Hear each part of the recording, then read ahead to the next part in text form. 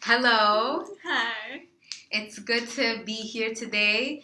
Marina and I are just some couple of AmeriCorps VISTA members. Yay!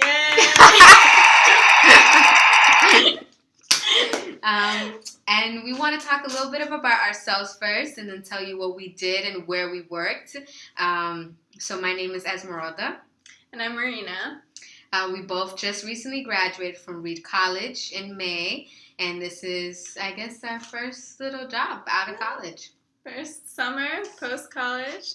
We thought AmeriCorps would be a great way to spend it. So we worked at a program called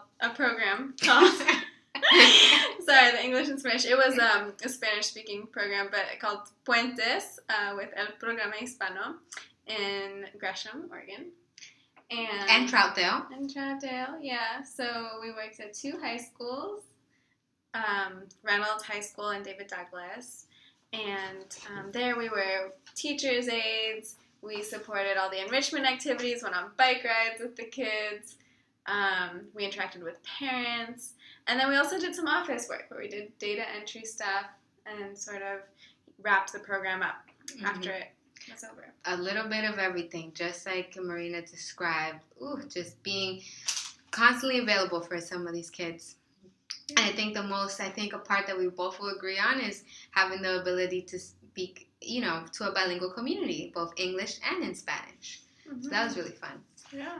But we're here and we're going to tell you a little bit about our experience, and why don't we just get started? Yeah. So we have some questions we're going to ask each other and just to kind of debrief on the experience. Mm-hmm. So, yeah. So, Marina, I have a question for you. From your service experience, are you able to identify any underlying or overarching issues which influence the academic achievement of youth and impact whether or not they complete high school? Well, I think I can definitely identify some issues that influence academic achievement. I think in terms of high school graduation, that's harder for me because, we didn't track the students from the first day of their freshman year all the way through when, graduation. So that's a little bit more tricky, but I can say that I feel that a lot of students who are kind of slipping behind in school do so because they haven't necessarily received all the attention, whether it be at home or in their classrooms, that I think that they could really benefit from. And one of the things that I've learned through this program is that most children are willing to learn if there is somebody there that they can connect with, and individually will encourage them and inspire them and show them that they can be successful and give them that confidence, because I think so many children in our schools don't have those connections, those individual connections with either mentors or teachers or parents at home that will really push them and inspire them to be able to reach those academic goals. All right, so you pointed out to me a couple of these issues, so let's just make them bullet points right now. So you talked about maybe not having attention at home or in the classroom, right? Mm-hmm. Just this lack of confidence and availability from anyone, mentors, teachers, parents. And what was another one I think you touched upon? Well, I think I was just saying that I have seen them benefit from these things, and that when they have those connections, kids really, I watched them become engaged with the work. I watched them really begin to learn and take an interest in learning, whereas I think when they don't have that personalized learning experience, it becomes mechanized. Yeah. It becomes this sort of just this big burden that they have to get through, as opposed to something that they want to engage in. Yeah. Now, folks, I want to do a clarifying question. We're talking about these 8th graders going on 9th grade.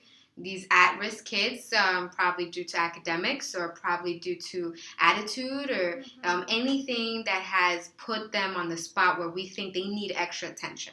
Before starting high school. Before starting high school. And the community that we work specific to, which I think Marina's just touching a lot more on, is the Latin community, the Latino community in Portland, Oregon, and Gresham and etc. and like how they're targeted. So in Oregon, we have a really low graduation rate from high school, but even more so in the Latino community and in the African American community. So we're just, tackling some of those issues. So that brings me to the next question. How are these issues that you talked about and the organization at which you are serving affected by what is going on in the community? So I think I can speak to the educational community. I think there are real trends, in the past few decades, especially with computers, where learning is becoming more and more, we're trying to make it a more efficient process. So we're trying to teach kids using online programs, teach them in ways like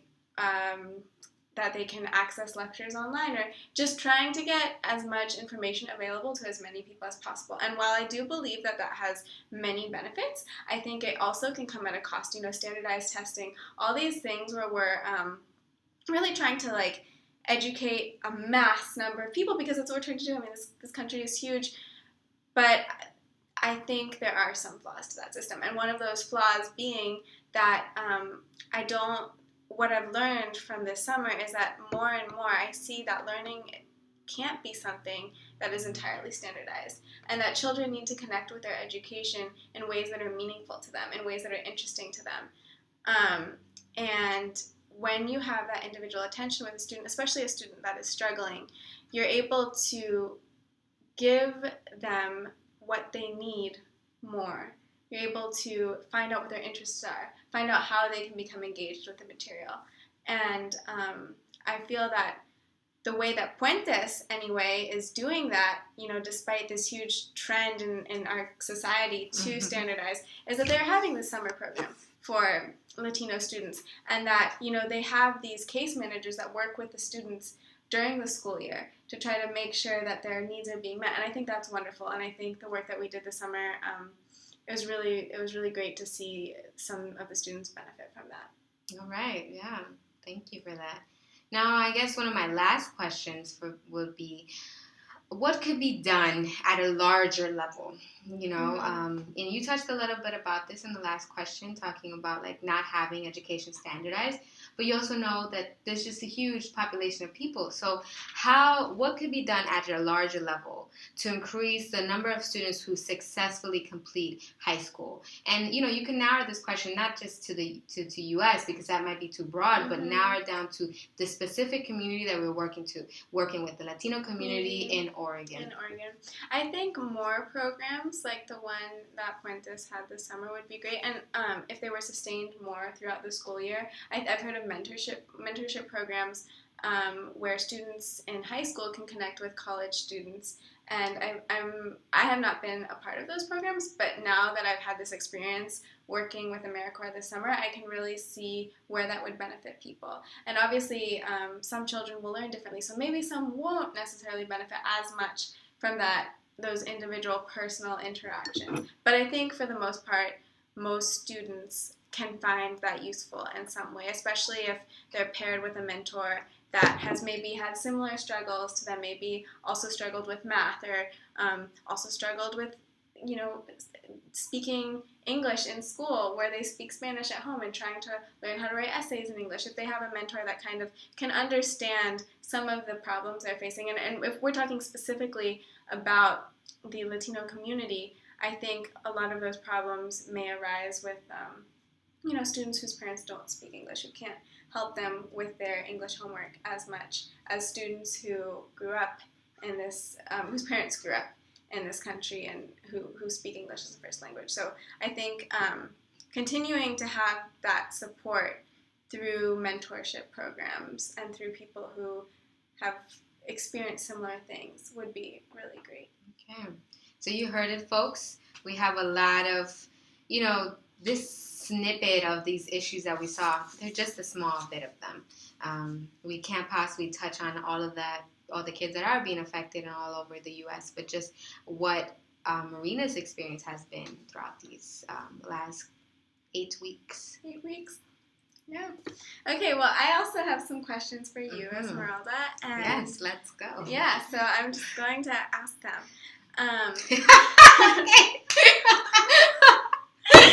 Okay. What else are you going to do with them?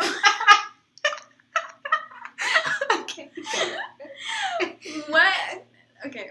What impact has your service had on you personally? And did you learn anything about yourself, your ideas, your values? Yeah, okay, no, but for real now. That's a very personal question, but I'm gonna, willing to tackle that right now. I think my service has changed a little bit of how I tackle the education gap and what poverty looks like in different places. Growing up in the Bronx, I think, New York, where there's just huge,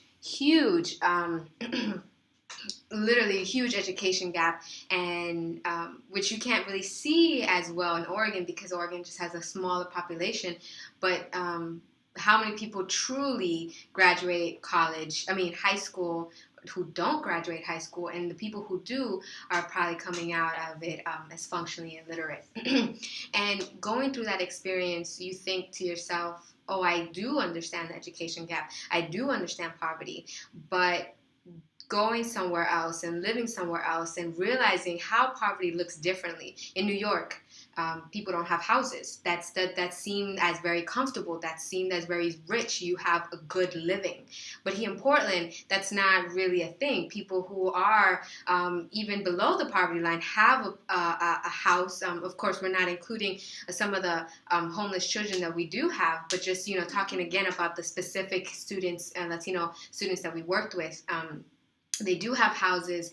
That is not an indication of poverty, but their indication of poverty is not being able to read on ninth grade level, which they're entering, being cheated out of the system. And so getting to realize that in just a different context and different environments and how different people react to things, the Latinos that are in New York and how they experience racism or the education gap versus the kids who are here in Oregon and how they experience the education gap and racism.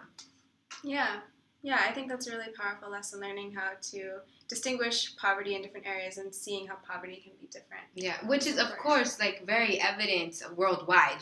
We see that we constantly are given in the media clips of Latin America or Africa and Asia, but to see that specifically in the U.S., where it is very powerful and where it is, very rich, how to distinguish poverty in here. So yeah. Okay, so my next question is a little bit similar, but are there any other realizations or insights or maybe especially strong lessons that you've learned aside from this, differentiation of poverty? Yeah.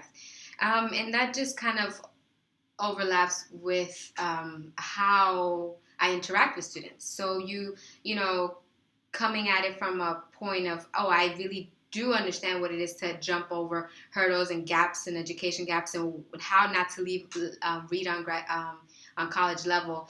You realize just like what each state and what each school and institution is teaching students. So perhaps they might not have lacked on their reading ability in terms of like figuring out how to say a word, but lacked more of how to construct an argument, how to think critically.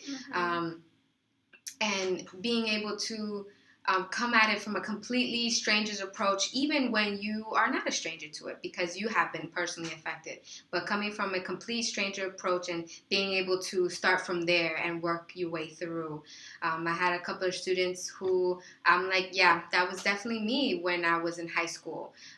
Very attitude, very said anything I wanted. But how the methods that were used on me and perhaps the realization I had as a high school student are not going to work on some of these students. And not that you think that's very naive, but just that you're perhaps hopeful that, okay, yeah, we're going through similar things. This helped me, so perhaps it's going to help you, but it's not. It's going to be completely different just, in terms of being Puerto Rican versus being Mexican versus being from Honduras, like it's just completely different context, even within the Latin community. Yeah. So, given all this that you've learned through these 8 weeks this summer, will those 8 weeks change the way you act or think in the future? Does it change the way maybe that you think about schooling or possible career choices, or just maybe the way that you interact with others? I think that for a long time, when you are cheated out of a good education, you think that, which is something I think a lot of people all over the world desire, but just having a good education. What does it mean to be educated? What does it mean to be intelligent? Does it mean to go into high school, being able to read and write, or does it mean to be able to build a house? Does it mean to be able to think creatively? And all these different things that that you talked about, like how to teaching, how to teach knowledge and learning, how to teach about learning, and those are just something that now I feel very powerful about. Like, do we want to teach our kids how to just pass the test? Do we want to teach our kids not to be creative? Do we want our kids to think strictly in, this is where Latinos, and this is where African American, this is where whites, and this is where Asian? Like, how can we make it just so much more personal for some of these students, for all these students? And how can we allow them to grow? How can we change the education system that will benefit everyone from different cultures and different strokes of life? Yeah. Great. Well, thank you for answering those questions. I think that wraps up our little segment on what we've learned through AmeriCorps and working with Puentes, and it's been a good experience. Now, we thank you, kind people, for enduring these last, 16 minutes. You loved it. So, but we just wanted to, we have different learning styles, and I really, sometimes writing an essay is not the best way, but perhaps talking through your ideas and having those arguments are other ways too. So so thank you. Let's put on our cheers. Thank you, people. Thank you. It was great. Thank you.